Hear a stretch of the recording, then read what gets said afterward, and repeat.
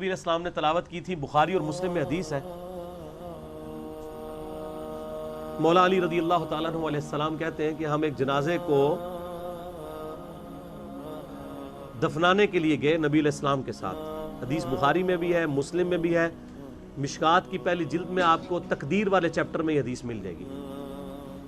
تو ابھی دفنانے میں تھوڑا ٹائم تھا، تو ہم نبی صلی اللہ علیہ وآلہ وسلم کے ساتھ بیٹھے تھے، تو آپ صلی اللہ علیہ وآلہ وسلم نے فرمایا کہ تم میں سے جو جنتی ہے نا، وہ اللہ تعالیٰ کے پاس تقدیر میں لکھا ہوا ہے، وہ جنت میں ہی جائے گا، اور جو دوزخی ہے وہ بھی اللہ نے اپنی تقدیر میں لکھ لیا ہے، وہ دوزخ میں ہی جائے گا۔ اب ظاہر ہے یہ بات سننے کے بعد انسان کے دماغ میں جو سوال آتا ہے، وہی سوال سیدنا علی کے دل میں بھی آیا۔ تو سیدنا علی نے کہا یا رسول اللہ صلی اللہ علیہ وسلم، اگر یہی ہے کہ اللہ نے طے کر دیا ہے کہ یہ جنتی ہیں، یہ دوزخی ہیں، تو ہم اپنے لکھے ہوئے پر اعتبار نہ کر لیں اور عمال کرنا چھوڑ نہ دیں۔ تو آپ صلی اللہ علیہ وسلم نے اس سوال کو ویل لیفٹ کر دیا اور ایک اور بات ارشاد فرمائی۔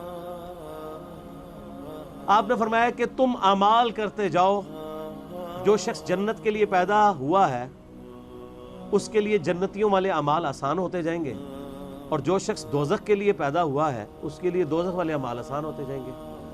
یعنی دنیا میں انسان کو پتہ چلنا شروع ہو جائے گا کہ میں دوزخ کے لیے پیدا ہوں یا جنت کے لیے، لیکن وہ کر رہا اپنی مرضی سے ہی ہوگا۔ اور نبی علیہ السلام نے جب یہ بات مولا علی کہتے ہیں فرمائی، تو پھر آپ نے قرآن کی یہی والی آیات تلاوت کی۔ تو یہ نبی علیہ السلام کی بھی سنت ہے کہ اپنی بات کے ثبوت میں قرآن و حدیث پیش کرنا۔ آپ کے مولوی نہیں پیش کرتے، لیکن نبی صلی اللہ علیہ وسلم کا یہی طریقہ ہے۔ آپ صلی اللہ علیہ وآلہ وسلم نے یہ بات ارشاد فرما کے کہا فَأَمَّا مَنْ أَعْطَى وَاتَّقَى وَصَدَّقَ بِالْحُسْنَى، یعنی جو آپ نے فرمایا تھا نا کہ اعمال کرتے جاؤ، جو جنتی ہے وہ جنت میں ہی جائے گا، تو فرمایا کون ہوگا؟ وَأَمَّا مَنْ أَعْطَى، جس نے مال اللہ کی راہ میں دیا، اللہ سے ڈرتا رہا اور ہر اچھی بات کی پیروی کرتا رہا، اس کے لیے جنت آسان ہو جائے گی۔ یعنی وہ خود ہی کرتا رہا نا، کان سے پکڑ کے تو نہیں اللہ نے کروایا۔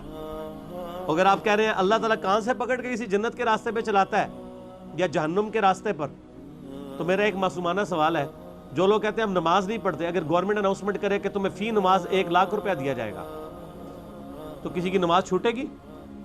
دنیا کے سارے شیاطین مل کے دنیا کے سب سے بڑے بے نمازی کی بھی نماز نہیں چھڑوا سکتے، اگر 1,00,000 روپیہ ایک نماز کے پیچھے مل رہا ہو، تو اس کا مطلب آپ اپنی مرضی سے کر رہے ہوتے ہیں۔ تو نبی علیہ السلام نے یہ فرمایا کہ جو اللہ کی راہ میں خرچ کرتا رہا، اللہ سے ڈرتا رہا، ہر اچھی بات کی تصدیق کی، اس کے لیے جنت آسان ہو جائے گی۔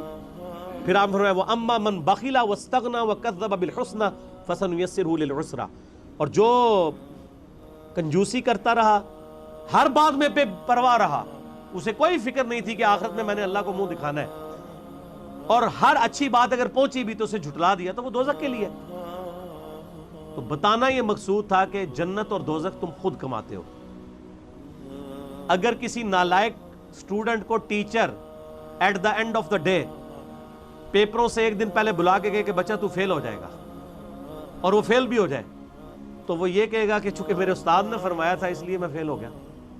استاد نے تو ایکسپرٹ اوپینین دیا تھا کہ تیرے کرتوت ہی ایسے ہیں، کیے تو نے خود ہے۔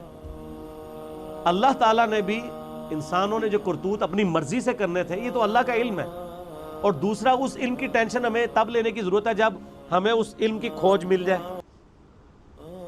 کوئی آپ میں سے ڈسکور کر سکتا ہے کہ میرے یا آپ کے بارے میں کیا لکھا ہوا ہے لوح محفوظ میں؟ تو اس لکھے ہوئے کو اللہ کے علم کے ساتھ خاص رہنے دیں۔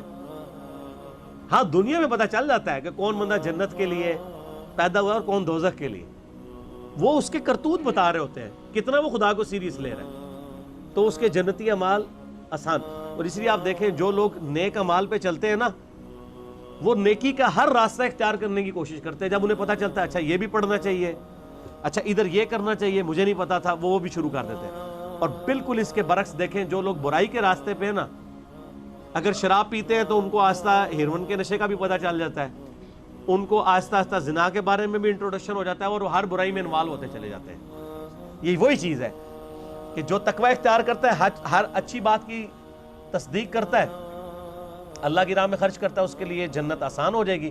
اور اس کے اگینسٹ جو کنجوسی کرتا ہے، بے پرواہ رہتا ہے، اپنی مرضی کی زندگی گزارتا ہے، تو ہر جھوٹی بات کو وہ ہر بات کو جھٹلا دے گا۔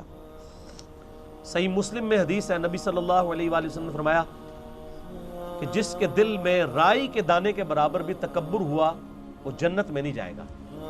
صحابہ نے عرض کیا اللہ کے محبوب صلی اللہ علیہ وآلہ وسلم، کبھی ہماری خواہش ہوتی ہے ہمارے کپڑے اچھے ہوں، ہماری جوتیاں اچھی ہوں، کیا یہ بھی تکبر ہے؟ آپ صلی اللہ علیہ وآلہ وسلم نے فرمایا اللہ بھی خوبصورت ہے اور خوبصورتی کو پسند فرماتا ہے، تکبر یہ ہے کہ تم حق بات سے اناد کر۔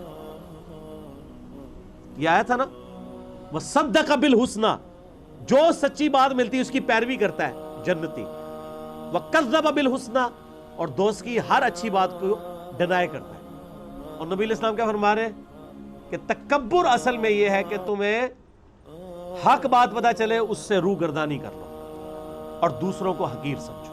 إِنَّا هَدَيْنَاهُ السَّبِيلَ إِمَّا شَاكِرًا وَإِمَّا كَفُورًا، بے شک ہم نے اسے راستہ دکھا دیا ہے، اب چاہے تو شکر گزاری کی روش اختیار کرے خواہ ناشکری کی۔